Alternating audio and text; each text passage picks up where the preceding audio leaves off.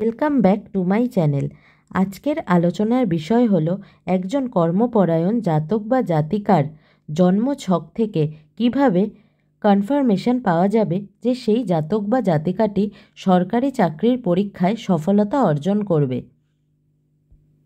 আপনারা ভিডিওটি 1.5x শুনতে পারবেন। Now let's move into the content.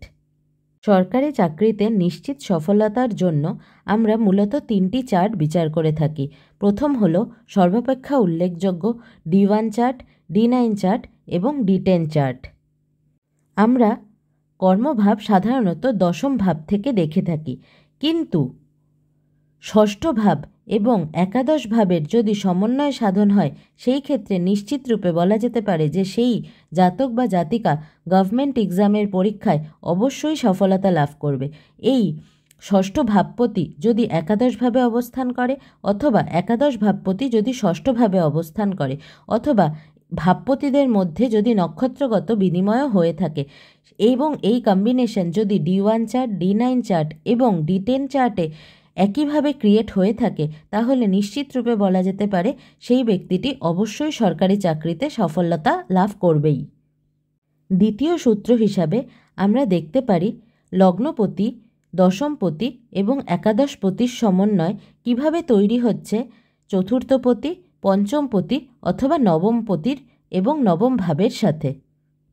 লগ্নপতি যদি পঞ্চম ভাবে অথবা নবম ভাবে অবস্থান করে এবং দশমপতি যদি পঞ্চম ভাবে অথবা একাদশভাবে অবস্থান করে, অথবা লগ্নপতি যদি একাদশভাবে অবস্থান করে, সেক্ষেত্রেও আমরা বলতে পারি যে সরকারি চাকরির পরীক্ষায় জাতক বা জাতিকার সাফল্য লাভ সম্ভব।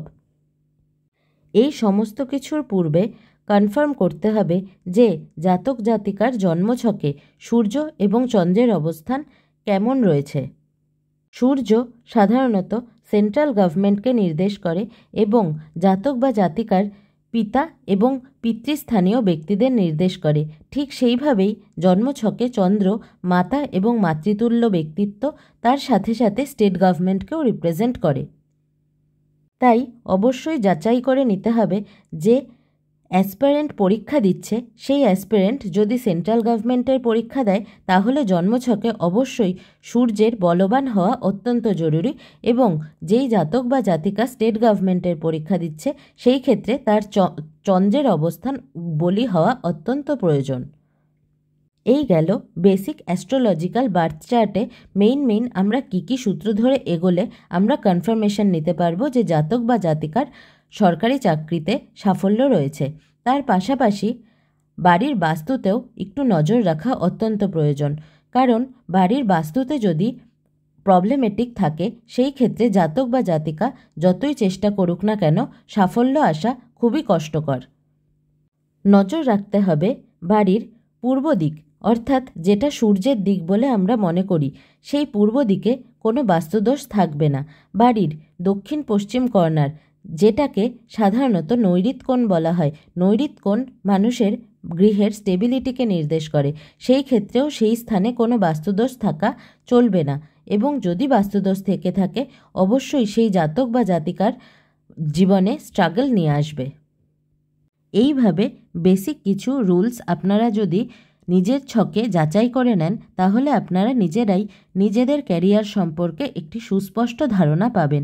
এবার আপনাদের নিজেদের জন্মছককে আরও দৃঢ় করে তুলতে সাফল্য লাভের জন্য যা করতে হবে সেগুলি মেনশন করা হচ্ছে।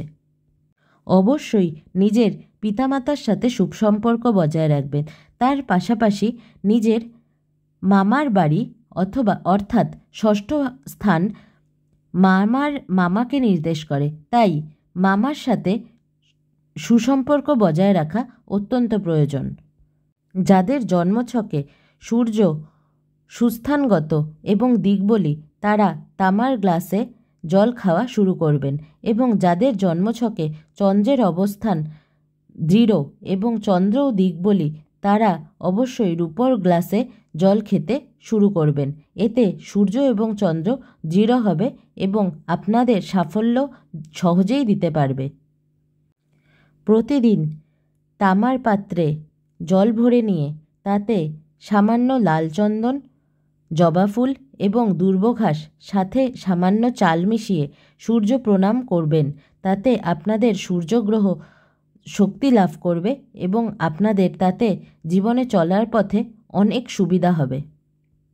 চন্দ্রগ্রহকে দৃঢ় করতে প্রত্যেক পূর্ণিমায় অবশ্যই আপনারা মুনলাইটটা ব্যবহার করতে চেষ্টা করবেন।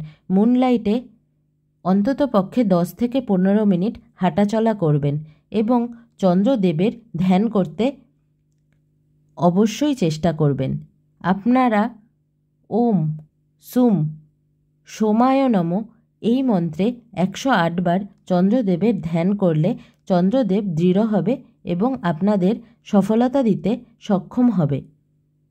আপনারা এই জিনিসগুলো একটু বুঝে নিয়ে যদি মাথায় রেখে চলতে পারেন তাহলে সেটা আপনাদের পক্ষেও জীবনে সফলতা লাভের পথ সুগম করবে। ধন্যবাদ। সকলকে ভালো রাখবেন এবং ভালো থাকবেন।